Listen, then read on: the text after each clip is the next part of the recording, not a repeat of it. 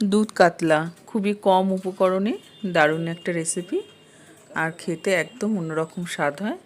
দুপুরে গরম গরম ভাত দিয়ে কিংবা পোলাও, ফ্রাইড রাইস সব কিছু দিয়েই ভালো লাগবে। তো চলো বন্ধুরা, তোমাদের রেসিপিটা বানিয়ে দেখাই। এখানে নিয়ে নিয়েছি 5 পিস মতো কাতলা মাছ নিয়ে নিয়েছি, এরকম সাইজের কাতলা মাছ নিয়ে নিয়েছি। গাদার মাছ আছে, মাছ ধুয়ে ভালো করে পরিষ্কার করে জল ঝরিয়ে নিয়েছি। এখানে আছে 700 গ্রাম মতো মাছ। মাছের পরিমাণ অনুযায়ী দিয়ে দেবো 1 চামচ নুন, নর্মাল চামচের, আর হাফ চামচের কম একটু গোলমরিচ গুঁড়ো দিয়ে দেবো। একটুখানি সাদা তেল দিয়ে দেবো। নুন, গোলমরিচ গুঁড়ো, সাদা তেল দিয়ে মাছটা ভালো করে মেখে নেবো।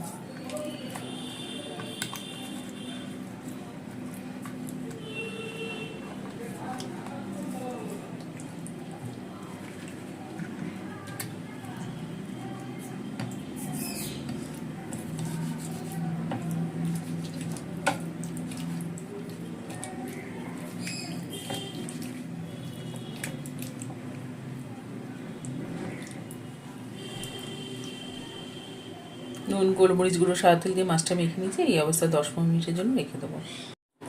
গ্যাসটা ধরিয়ে একটা কড়াই বসিয়ে দিয়েছি। কড়াই খুব ভালো করে গরম করে নিয়েছি। এর মধ্যে দিয়ে দেবো 50 গ্রাম মতো সাদা তেল। তেল ভালো করে গরম করে নেবো। তেল খুব ভালো করে গরম করে নিই, তো কড়াইয়ের চারদিকে লাগিয়ে দিলাম। গ্যাস কমিয়ে মাছটা তেলের মধ্যে দিয়ে দিলাম।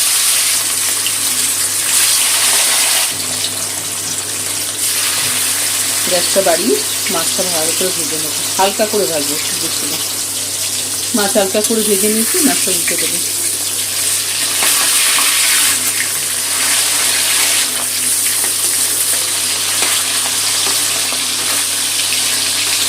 মাছের ওই পিঠটাও হালকা করে ভেজে নেবো।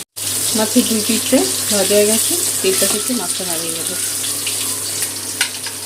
খুব বেশি কড়া করে ভাজেনি, হালকা করে ভেজেছি।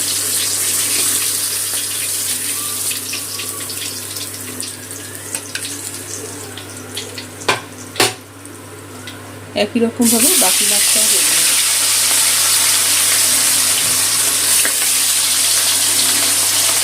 ভাজা হোক, একটা মশলা বানিয়ে নেবো। যার মধ্যে দিয়ে দেবো 10-12টা ভেজানো কাজু, 8 ঘন্টা আগে ভিজিয়ে রেখেছিলাম।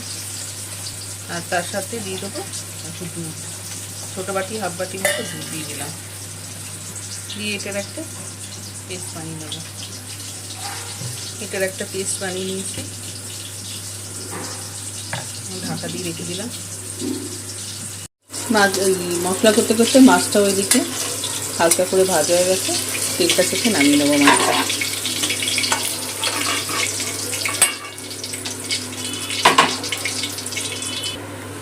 তেলটা একটু বেশি আছে, তেলটা একটু কমিয়ে নেবো, 2 হাতের মতো।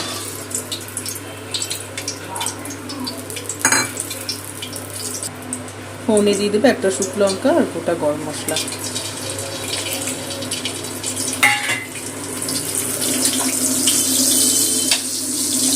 ফোড়নটা একটু তেলে ভেজে নেব।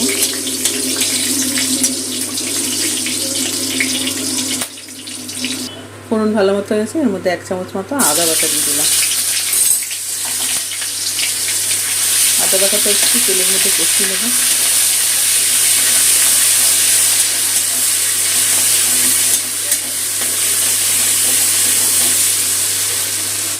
আদাটা কষানো হয়ে গেছে, দিয়ে দেবো কিছু বেশি গুঁড়ো মশলা, নুন, ঝাল লঙ্কার গুঁড়ো, জিরে গুঁড়ো, চিনি 1/2 চামচ করে। গ্যাসটা কমানো আছে, এতে মশলাটা পুড়ে নেবে। একটু তেলের মধ্যে কষিয়ে নেব মশলাটা।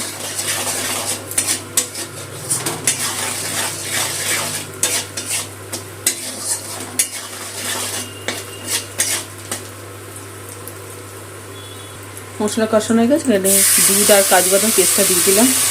এর মধ্যে মিক্সি জারটা দিয়ে আরও হাফ বাটির মতো দিয়ে দিলাম। দিয়ে মশলাটা দিয়ে আর একটু কষিয়ে নেব।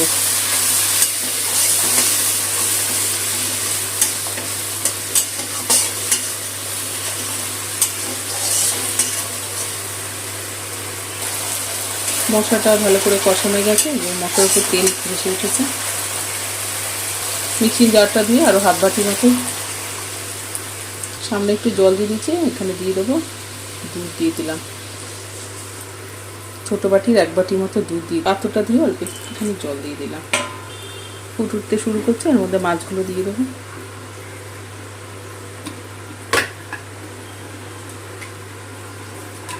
মাছগুলো দুধের মধ্যে কিছুক্ষণ ফুটিয়ে নেব। প্লেটে মশা লেগেছিল, অল্প একটু সামান্য জল দিয়ে ধুয়ে দিয়ে দিলাম। গোলমরিচ আর তেল লেগেছিল। মাছটা কিছুক্ষণ দুধের সাথে ফুটিয়ে নেব।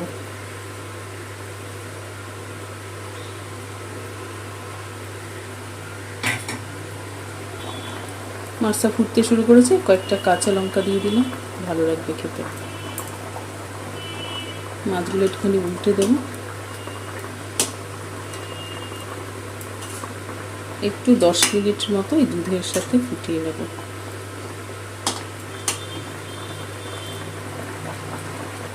ফুটতে ফুটতে দুধটা একটু ঘন এসে ওপর থেকে 1/2 চামচ মতো গরম মশলার গুঁড়ো দিয়ে দিলাম।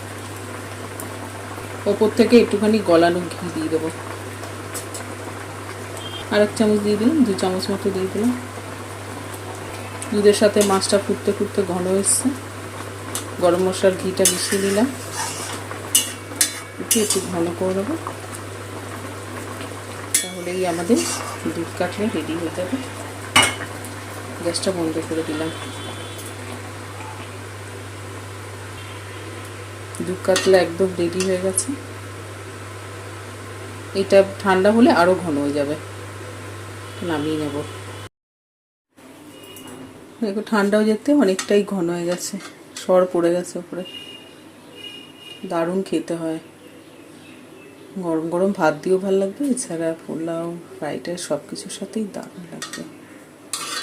তো বন্ধুরা, তোমরা এইভাবে দুধ কাতলা বানিয়ে খেও, সুন্দর একটা গন্ধ বেরিয়েছে, ঘন হয়ে গেছে।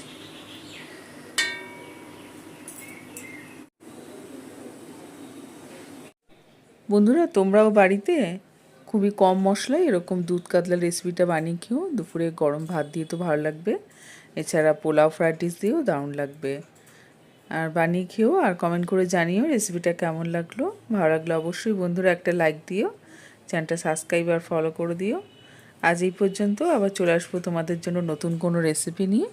সবাই ভালো থেকো, ধন্যবাদ।